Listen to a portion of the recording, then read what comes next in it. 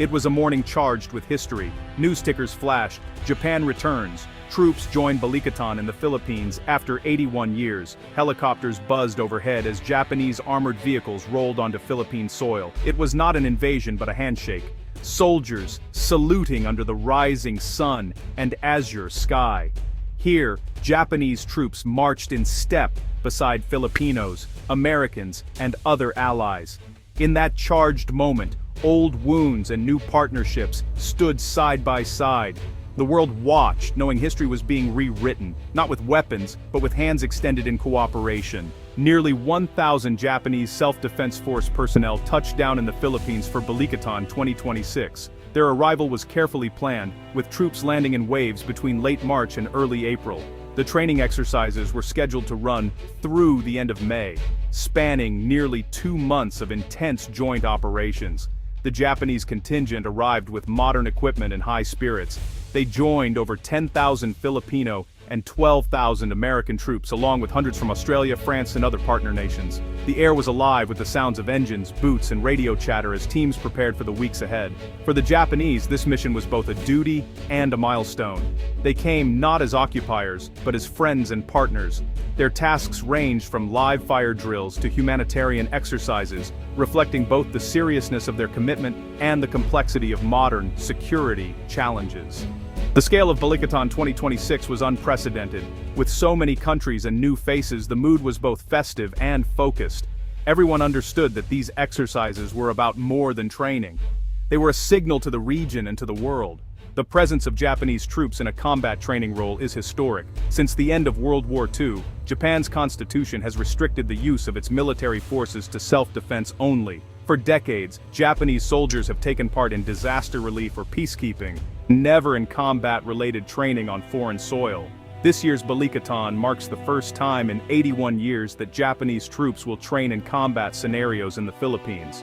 It is a moment filled with deep symbolism, not just for Japan and the Philippines, but for the entire region. The world has changed, and with it, Japan's role in international security has evolved.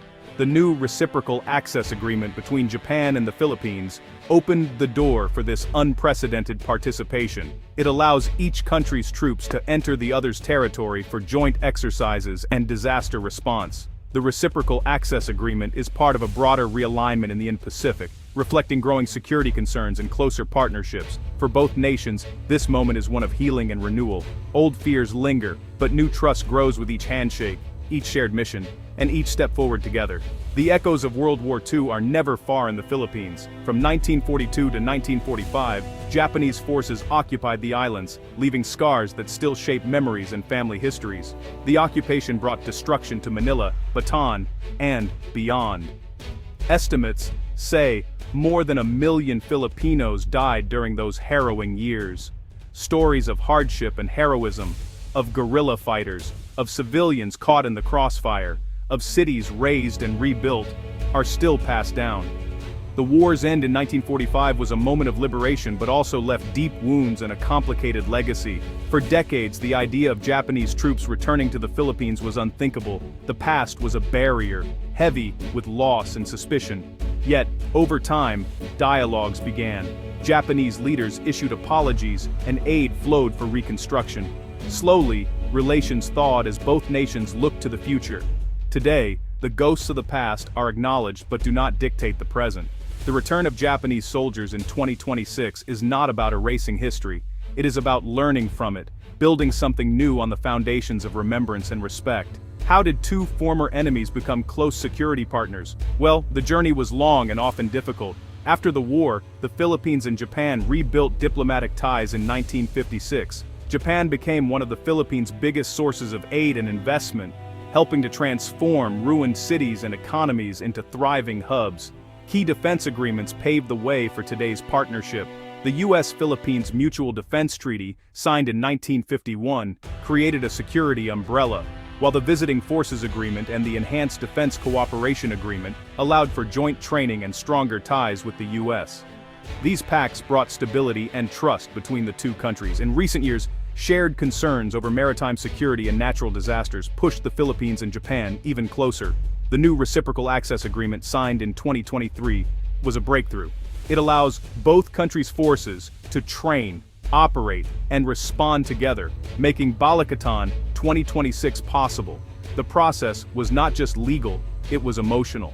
Both sides had to navigate history, public opinion, and politics.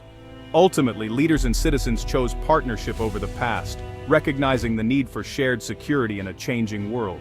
Balikatan, which means shoulder to shoulder in Filipino, began in the 1990s as a small US-Philippines drill. Over the years, it has grown into one of the largest multinational military exercises in the Indo-Pacific. Each year, new partners join, bringing different skills, equipment, and experiences.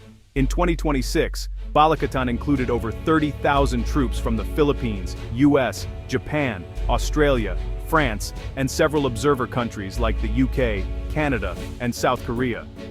The training covered land, air, sea, and cyber operations. Scenarios ranged from island defense to humanitarian missions, reflecting the broad challenges in the region. The expansion of Balikatan shows the growing importance of collective defense. Allies share not just resources, but knowledge and trust. With Japan now involved, the exercise sends a stronger message of unity and readiness. The sight of so many nations working together is powerful. It demonstrates that security in the Indo-Pacific is not the job of one country alone, but a shared responsibility. Modern military exercises are about more than fighting wars. Today's threats include natural disasters, cyber attacks, terrorism, and piracy. Balikatan prepares troops to work together in all these scenarios, blending traditional combat drills with humanitarian and disaster response training. Japanese troops, known for their expertise in disaster relief, bring valuable skills to the table. They join forces with Filipino and American teams to practice earthquake response, typhoon rescue, and medical aid. These exercises save lives when real disasters strike. Multinational drills also build trust. Soldiers learn each other's languages, tactics, and cultures. They share meals, stories, and sometimes even jokes, forging bonds that last long after the exercises end. These partnerships make the region stronger and more resilient. In a crisis, every second counts. By training together now, these nations can respond faster and more effectively when it matters most.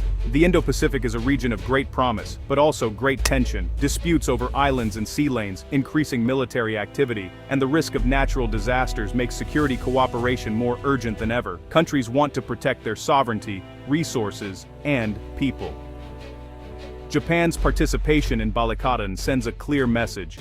It shows that the Philippines and its partners are not alone. Together, they are committed to peace, stability, and the rule of law. The presence of so many nations also deters anyone who might consider aggression or coercion. This expanded cooperation is also about adaptation.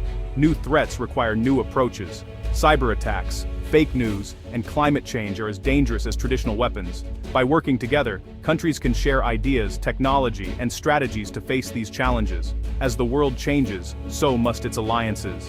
Balikatan 2026 is proof that unity is still the strongest shield.